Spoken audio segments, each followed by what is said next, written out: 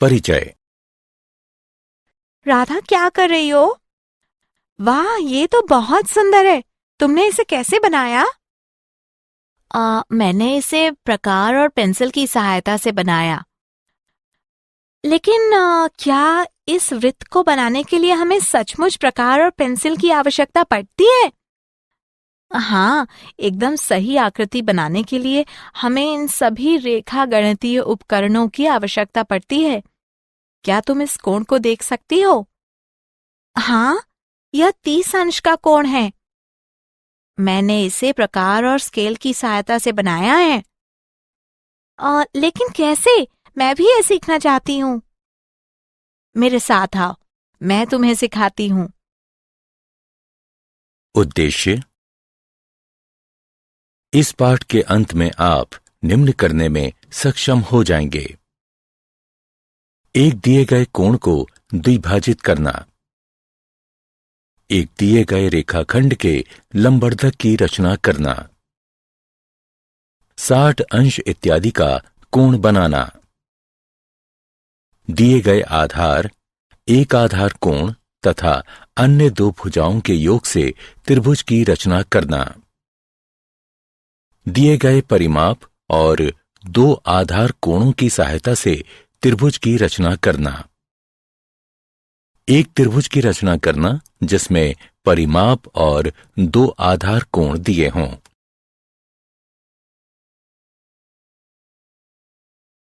परिभाषा। रेखा गणित में रचना से तात्पर्य आकृतियों, कोणों और रेखाओं को सही सही बनाने से है। इन्हें हम प्रकार, अंशांकित पटरी और पेंसिल की सहायता से बना सकते हैं। कुछ रचनाओं में जहां माप लेने की भी आवश्यकता होती है, हम अंशांकित पटरी और चांदा का भी प्रयोग कर सकते हैं।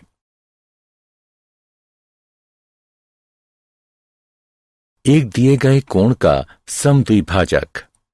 मित्रों, हम वृत्त, एक दिए गए रेखाखंड का लंबार्धक और 30 अंश और 45 अंश के कोण बनाना जानते हैं। अब हम एक दिए गए कोण का समद्विभाजक बनाना सीखेंगे। माना कि कोई कोण ABC है। अब हमें इस कोण का समद्विभाजक बनाना है। सबसे पहले हम B को केंद्र मानकर किसी भी त्रिज्या का कोई चाप लगाएंगे जो BA और BC किरणों को क्रमशः E और D पर प्रतिच्छेदित करेगा। फिर D को केंद्र मानकर DE की आधी लंबाई से अधिक की त्रिज्या लेकर हम एक चाप लगाएंगे।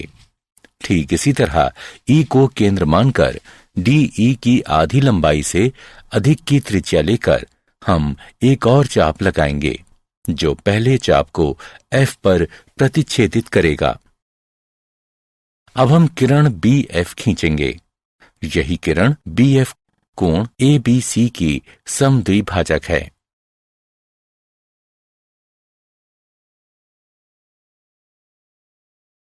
हम कैसे कह सकते हैं कि BF एक कोण समद्विभाजक है? चलिए इसे सिद्ध करते हैं। DF और EF को मिला दीजिए। अब त्रिभुजों BEF और BDF में BE बराबर BD, क्योंकि ये एक ही चाप की त्रिज्या हैं। EF बराबर DF, क्योंकि ये भी बराबर त्रिज्या की चाप हैं। BF बराबर BF, जो कि दोनों में है। इसलिए SSS समरूपता नियम के अनुसार त्रिभुज BEF सर्वांग सम है त्रिभुज BDF के, जिससे हमें कोण EBF बराबर कोण DBF प्राप्त होता है। इसलिए BF एक कोण द्विभाजक है।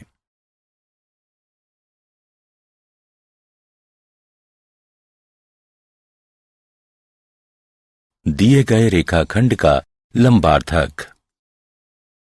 अब हम एक दिए गए रेखाखंड के लंबार्धक की रचना करना सीखेंगे। एक रेखाखंड AB है। हम इसके लंबार्धक की रचना करना चाहते हैं। रचना के चरण। सबसे पहले A को केंद्र मानकर AB की लंबाई के आधे से अधिक की त्रिज्या लेकर रेखाखंड AB के दोनों ओर एक एक चाप लगाइए। ठीक इसी तरह B को केंद्र मानकर उसी त्रिज्या के एक एक चाप रेखाखंड AB के दोनों ओर लगाइए, जो पहले वाले दोनों चाप को क्रमशः P और Q पर प्रतिच्छेदित करेगा। अब PQ को मिला दें। PQ AB को M बिंदु पर प्रतिच्छेदित करेगी। यही रेखा PMQ रेखाखंड AB की अभीष्ट लंबार्धक है।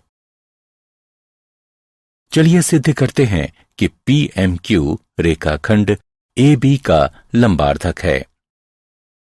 A और B को P तथा Q से मिलाकर AP, AQ, BP और BQ बनाइए। अब PAQ और PBQ त्रिभुजों में AP बराबर BP, क्योंकि ये बराबर त्रिज्या की चाप हैं।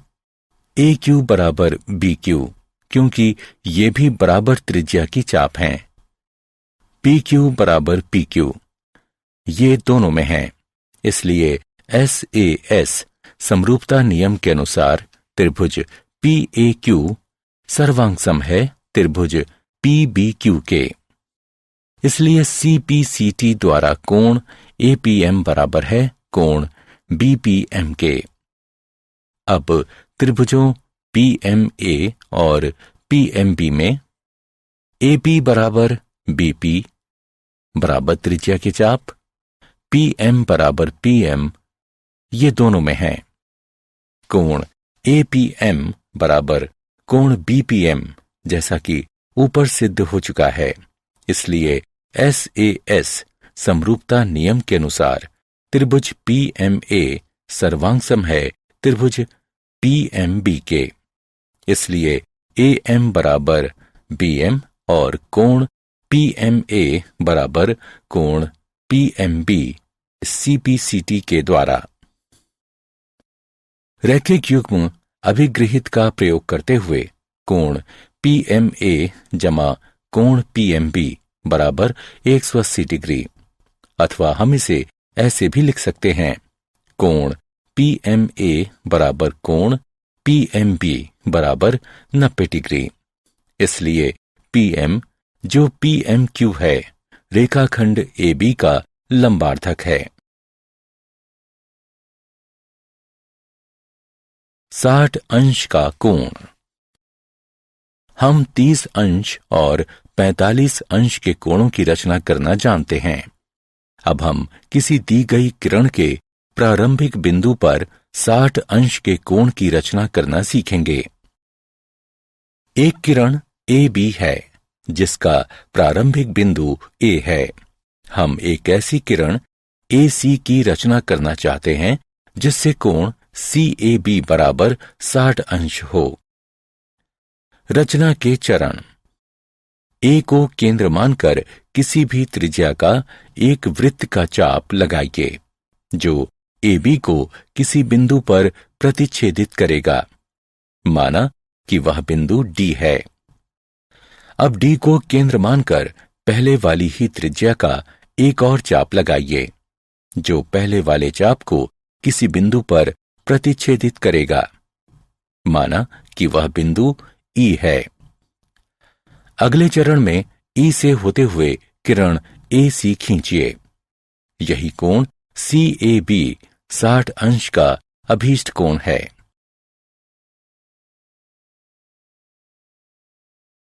अब चलिए देखते हैं हम इस विधि से किस प्रकार 60 अंश का अभीष्ट कोण प्राप्त करते हैं। DE को मिला दीजिए। तब रचना के अनुसार AE बराबर AD बराबर DE है। इसलिए त्रिभुज EAD एक समबाहु त्रिभुज है। त्रिभुज EAD भी एक समबाहु त्रिभुज है क्योंकि कोण CAB 60 अंश का है।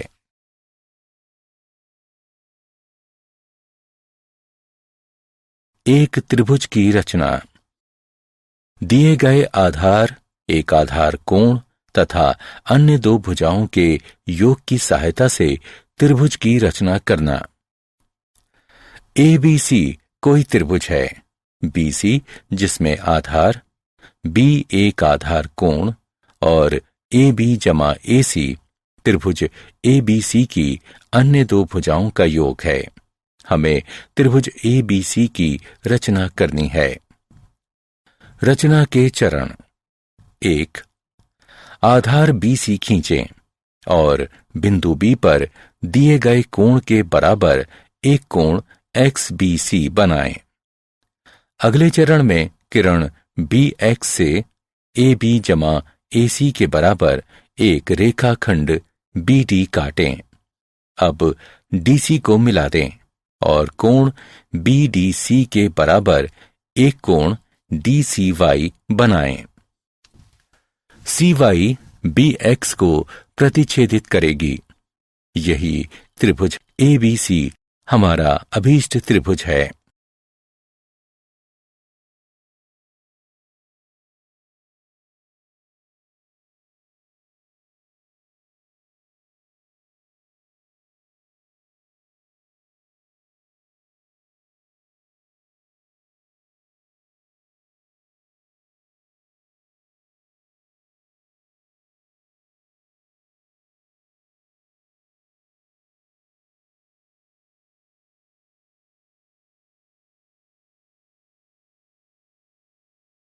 आइए देखते हैं कि ABC किस प्रकार एक त्रिभुज है। ACD त्रिभुज में कोण ACD बराबर कोण ADC रचना के अनुसार, इसलिए AC बराबर AD, तब AB बराबर BD घटा AD बराबर BD घटा AC या AB जमा AC बराबर BD। हम जानते हैं कि त्रिभुज की दो भुजाओं का योग तीसरी भुजा से अधिक होता है, इसलिए ABC एक त्रिभुज है।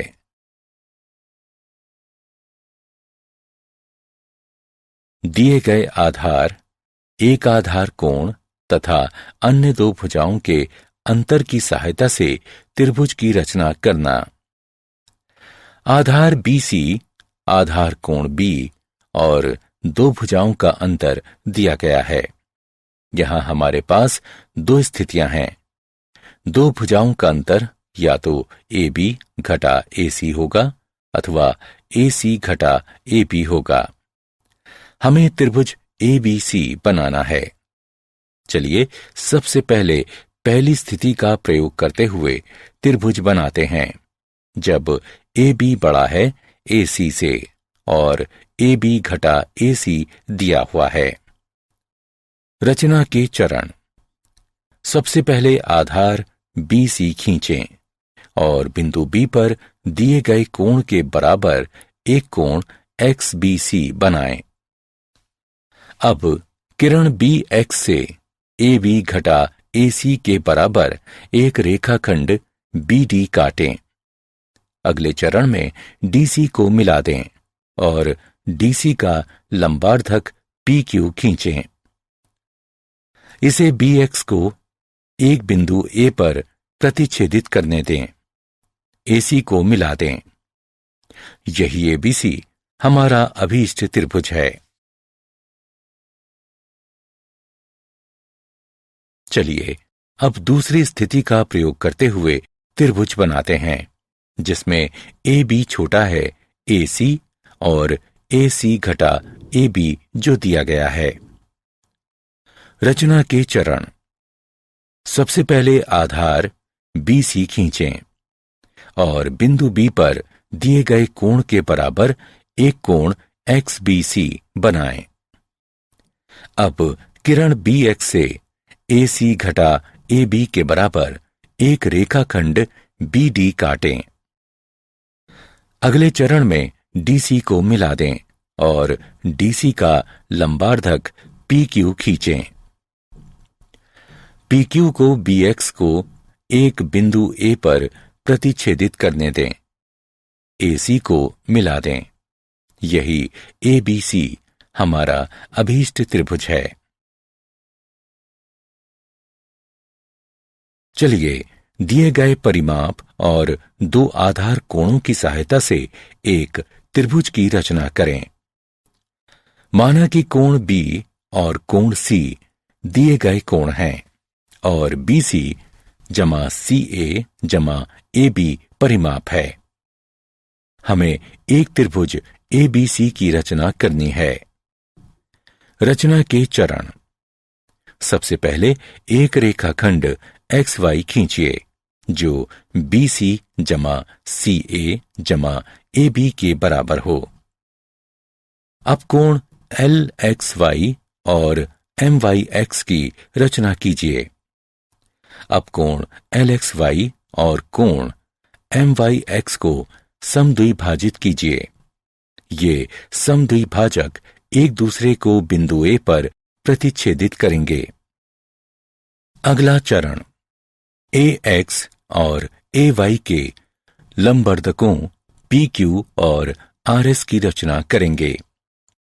PQ XY को B पर तथा RX XY को C पर प्रतिच्छेदित करेगा। यही ABC अभीष्ट त्रिभुज है। उदाहरण। चलिए एक उदाहरण को देखते हैं जिसमें हम एक ऐसे त्रिभुज ABC की रचना करेंगे जिसमें कोण B बराबर 60 अंश, कोण C बराबर 30 अंश और AB जमा BC जमा CA बराबर 15 सेंटीमीटर है। रचना के चरण।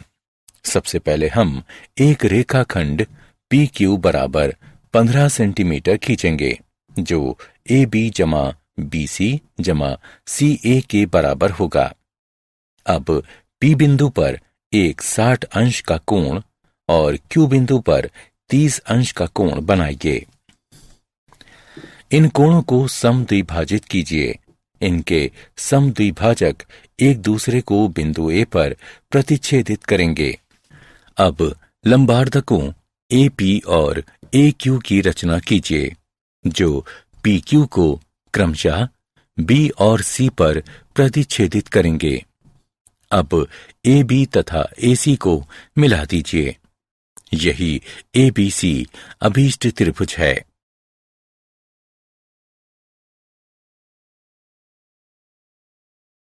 क्या आप जानते हैं जियोमेट्री शब्द ग्रीक शब्द जियो जिसका तात्पर्य है पृथ्वी तथा मैट्रिया जिसका तात्पर्य है मापना से बना है। अंक गणित के साथ साथ रेखा गणित भी पूर्व आधुनिक गणित के दो क्षेत्रों में से एक थी। प्राचीन मिस्रवासियों ने 3000 ईसा पूर्व पहले रेखा गणित का प्रयोग किया था। उनके बहुत सारे सूत्रों में से वृत्त का लगभग सही क्षेत्रफल निकालने का सूत्र भी था। अपने अद्भुत रेखा गणितीय कार्यों के कारण रेखा गणित का पिता प्रायः 300 ईसा पूर्व के मिस्र के यूक्लिड नाम के गणितज्ञ को कहा जाता है। उसके किए गए कार्यों में इतने प्रभावी तत्व थे जो 20वीं शताब्दी के आरंभ तक उन गणित की किताबों में रहे जिनका प्रयोग पढ़ाने के लिए किया जाता था।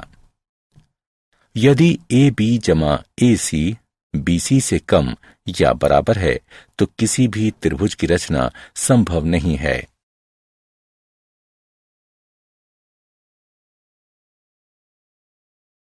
सारांश।